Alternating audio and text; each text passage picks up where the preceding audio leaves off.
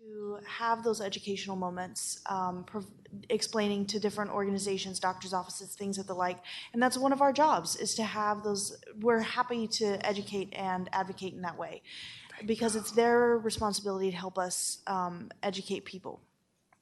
And it's really important. And also the advocacy portion of it, agency licensure.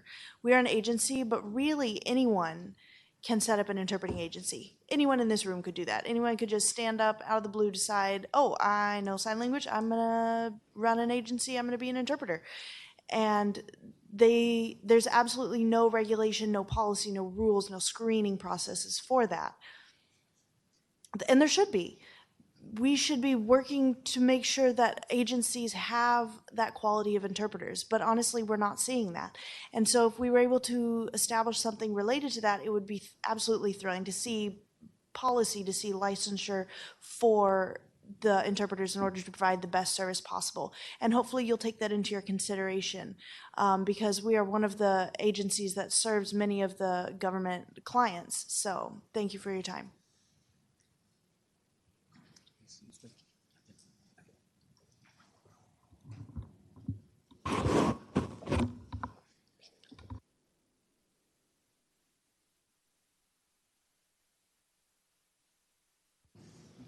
Hello, my name is Daniel Torres. I'm Vice President of the Latino Deaf and Hard of Hearing Agency in Maricopa, DC, Virginia, in the DMV area. So far, I've been mostly involved with that organization. Now, in regards to the ODHH for DC area, the members here in the Hispanic community who live in the Washington, DC area, those that are deaf feel frustrated about immigration services and the needs for those services. For example, other people can access immigration services, but they don't need an interpreter, and it's readily accessible for many members in the community. However, here in Washington, D.C., when they provide workshops such as healthcare, immigration services, any number of issues, there are no interpreters provided there, and they need to be provided here in D.C. So that all members of the community have public accessibility. And there are cultural festivals that are hosted here in Washington, D.C. None of those festivals have interpreters provided. There are a number of different events happening in DC where we could easily partnership with ODHH to provide interpreting services. And that concludes my testimony. Thank you, council members.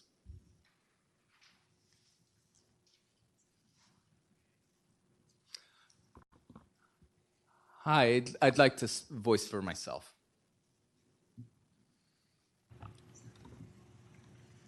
Hello.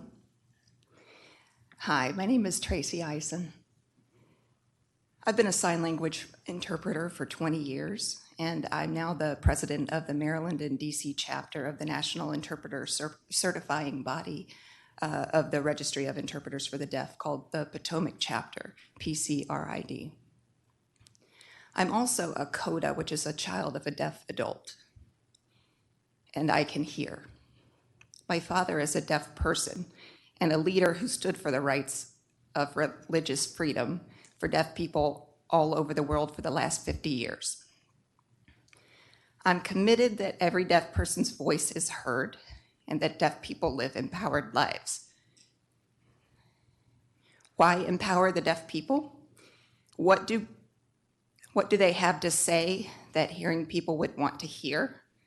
Growing up in the deaf community and now interpreting professionally for deaf people for the last 20 years, I'm here to tell you firsthand from my experience that the majority of hearing society is missing out on what deaf people have to contribute.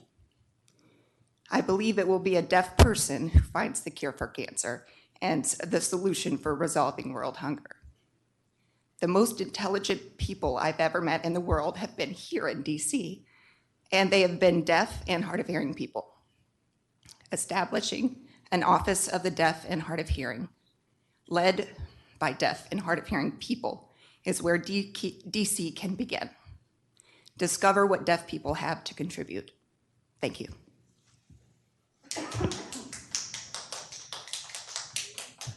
Thank you all very much for your testimony today.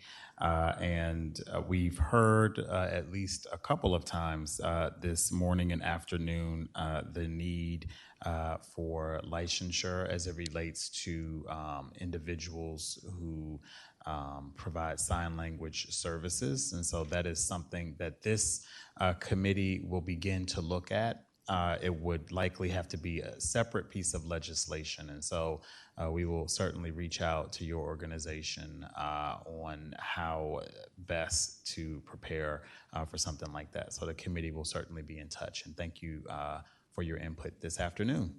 Thank you. Thank you. Absolutely. Okay. And so with no further public witnesses, we will now call on our government witness. And that is Jay Melder, Assistant City Administrator, Office of the City Administrator.